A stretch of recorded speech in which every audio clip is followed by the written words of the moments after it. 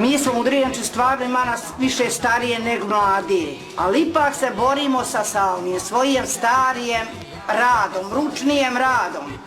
Vunu predemo, češljamo, pletemo čorape, tkamo, ko šta umije, ali uglavnom bespostane nijesmo.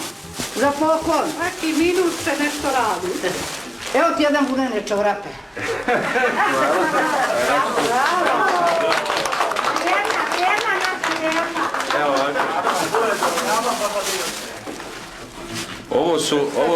Ovo su inače moje druge vunene čarape u ciklusu emisije Na selu na sjelu.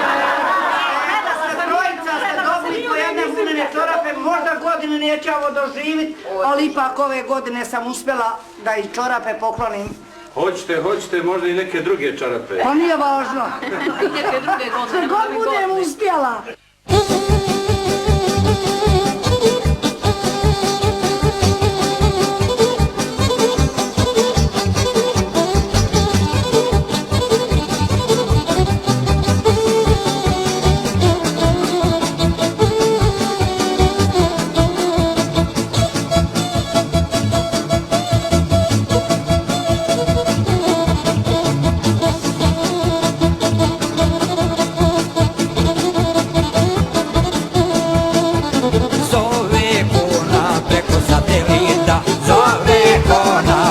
Satelita, letki dana, za kontiju pita, letki dana, za kontiju pita, morat ću se ukrasti ja od žene svoje, poljubiti ustice, komšinice moje, spremaj krevet oko pola 9.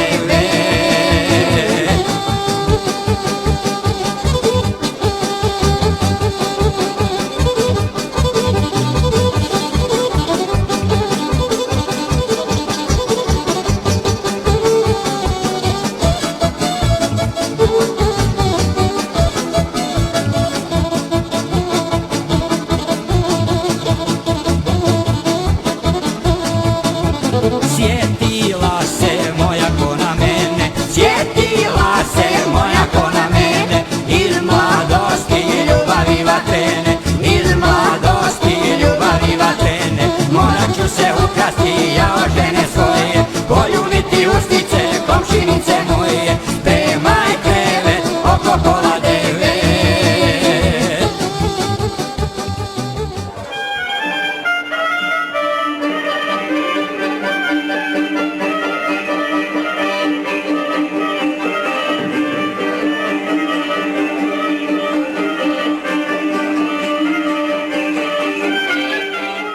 Završnica snimanja ovaj put ne odvija se kod lovaca, već u mjesnom domu, gdje su gosti, kulturno-umjetnička društva iz Brešaka i Zovika, predstavili svoj tradicionalni muzički repertoar u nezaobilaznoj narodnoj hrvatskoj nošnji.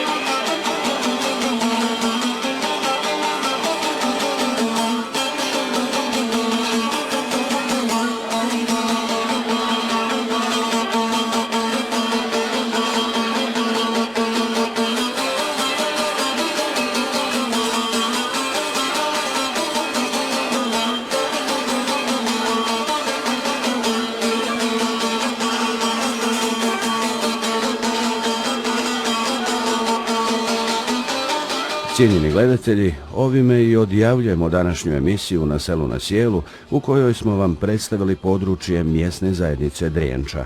I još jednom zahvaljujemo Vinku Stjepiću, Ivanu Lučiću i svim dobrim ljudima na kvalitetnoj organizaciji rada i boravka naše ekipe. Kao i uvijek, preporučujemo TV druženje naredne sedmice u isto vrijeme. Do tada, lijep pozdrav!